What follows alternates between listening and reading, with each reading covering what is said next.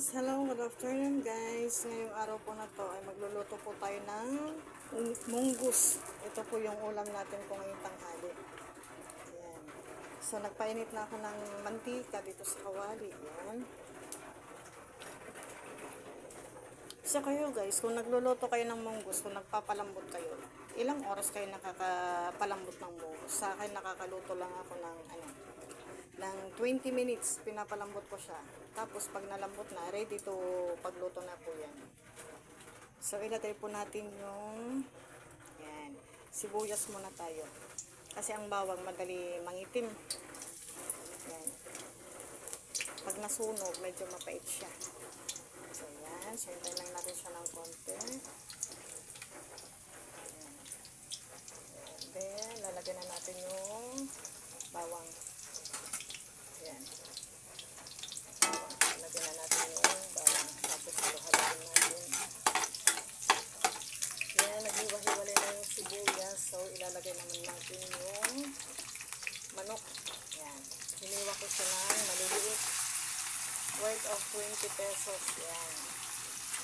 Para meron siyang pampalasa sa gulay natin. Kasi pag hindi na siya nilagyan ng pampalasa, wala talaga.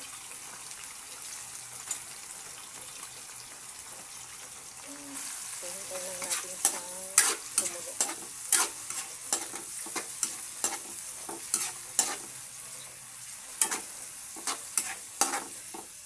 So, hintayin lang natin siyang maluto muna ng konti.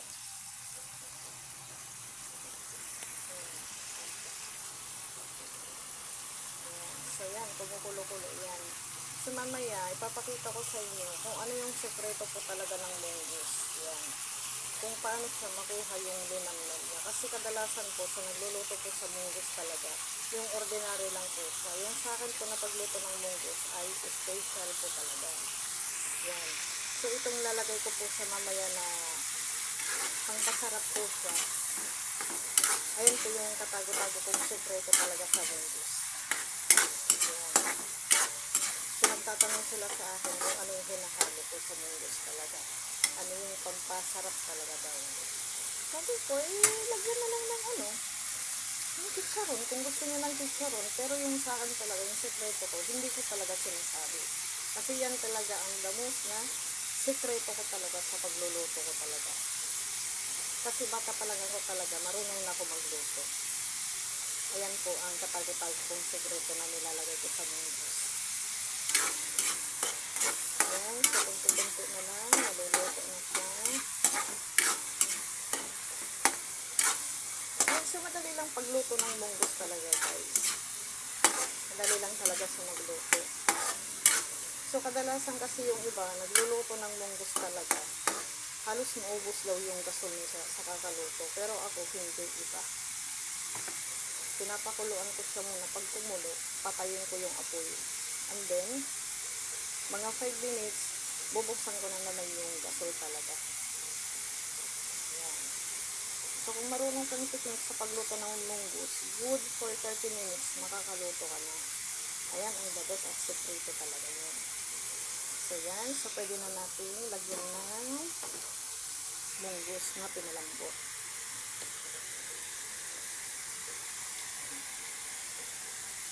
So, papakuloy na lang siya.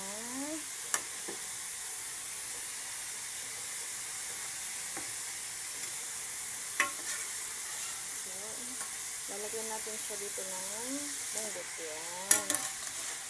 Yan natin siya muna ilalagay. Kahit kunti lang siya. Yan.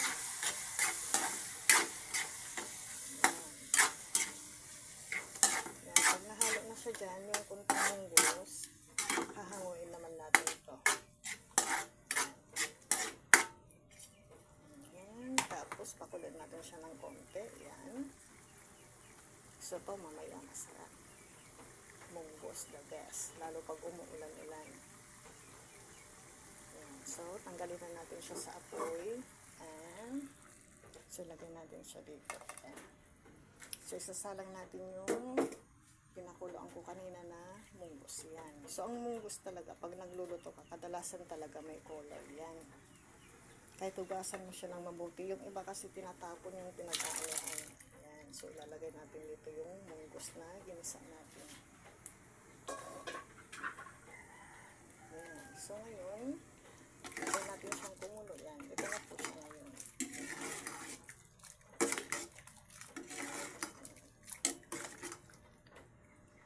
Ayan. So hintayin lang natin siyang and then lagyan po natin siya ng nor cubes. Ayan. Lagyan ng nor cubes. Pag kumulo na po yan mamaya, lagyan po natin siya ng bunga ng ampalaya.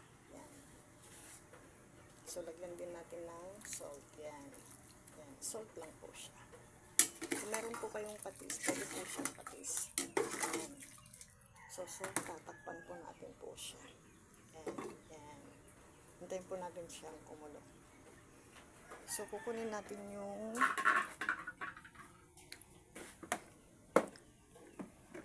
ilalagay po natin sa munggos to. Ito guys. Oh, yan. Yan. Ito yung nilalagay ko sa munggos. Ito yung sekreto. Pampalasa talaga siya. So guys, kayo, alam nyo to kung ano to? Ayan, ang the best ko talaga na niluluto.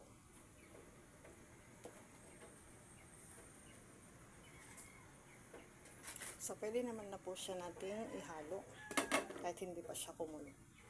Kasi mamaya matutunaw siya. So, ilalagay ko siya lahat. Yan. Yan. Ayan ang katago-tagong sekreto ng munggos. Yan. Yung iba chicharon yung nilalagay. Pero sa akin hindi talaga chicharon. Powder po siya. Powder.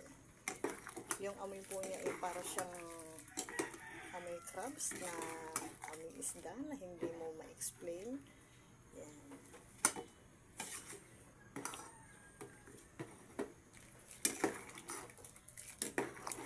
So, mamaya-maya, pag kumulo ko, konting salt lang po yung nilalagay ko kasi mamaya, saka tayo mag-additional ng salt. Baka mamaya imaalat. Yan.